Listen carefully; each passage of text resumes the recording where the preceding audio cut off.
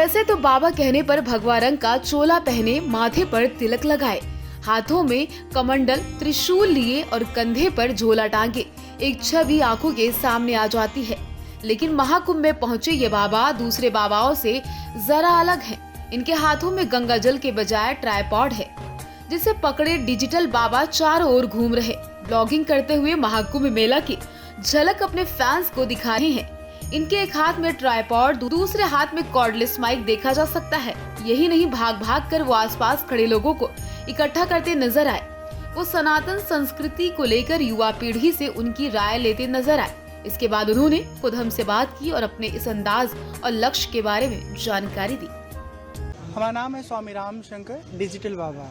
मूलतः हम गोरखपुर के रहने वाले हैं और 2008 में घर परिवार से दूर होकर के गुरुकुल में जा कर के खूब अच्छे से उपनिषद, भगवद गीता, रामायण का 7 वर्षों तक अध्ययन किए, संगीत का अध्ययन किए।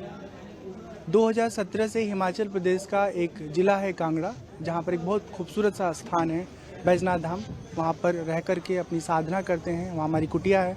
तो कोशिश होती है कि आध्यात्मिक धरातल पर जो हमको अनुभव प्राप्त हो रहा है, उस अनुभव को उन जगहों पर जाके बांटे जहाँ पर युवा पीढ़ी उपलब्ध मिलती है, हमारी बातों को समझ पाए, सुन पाए और उसे अपना कर अपनी ज़िंदगी को बेहतर जी पाए। बड़ा अहम सवाल है।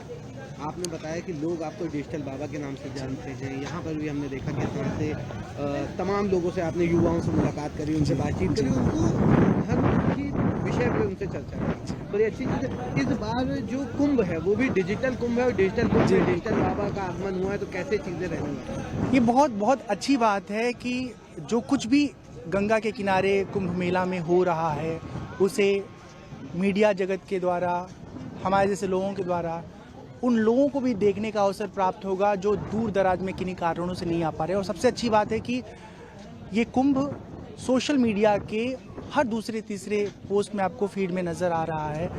कहीं न कहीं कुछ अच्छी बातें लोगों को सुनने को मिल रही है, जानने को मिल रही है। युवा पीढ़ी आज सोशल मीडिया में ऐसे एडिक्ट है कि माता पिता चाह के भी उसे निकाल नहीं पा रहे हैं। कभी कुछ अच्छी बातें वो सुनते हैं, देखते हैं, कभी कुछ बुरी बातों में भी फंस जाते हैं।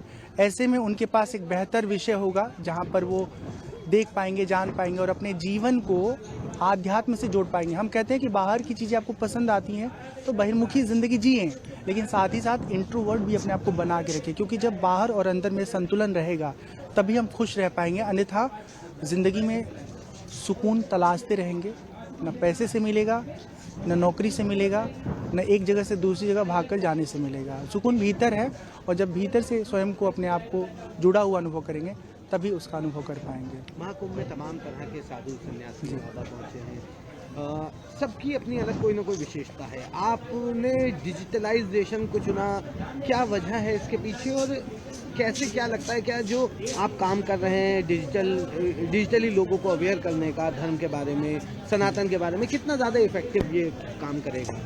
मुझे लगता है कि एक पंडाल में अगर हम जाके बैठ जाएं तो वहाँ पर कुछ गिने चुने अलग अलग आयु वर्ग के लोग हमसे मिलने आ सकते हैं, कौतूहलवश या नाम सुन करके। लेकिन जब हम लोगों के बीच में जाएंगे तो वहाँ बहुत सारे ऐसे लोग मिलेंगे जो हम तक कभी नहीं पहुँच पाते और हम उनसे मिल करके, उनसे रूबरू होके उन तक पहुँच पाते हैं, अपने विषय को उनके सामने रख पाते हैं। और साथ ही साथ एक तरह का ये शोधपरक जीवन है, शोधपरक का कार्य है कि हमारी जो पीढ़ी है वो कितना समझ रखती है धर्म के बारे में, आध्यात्म के बारे में, वो जीवन में भक्ति को कितना महत्व देती है। हम मिलते हैं, बात करते हैं तो मुझे बहुत अच्छा लगता है कि आज की पीढ़ी, आज का युवा वर्ग जितना वो दुनिया के चकाचौंध की ओर आकर्षित है, उतना ही वो धर्म को, आध्यात्म को भी समझने में दिलचस्पी ले रहा है।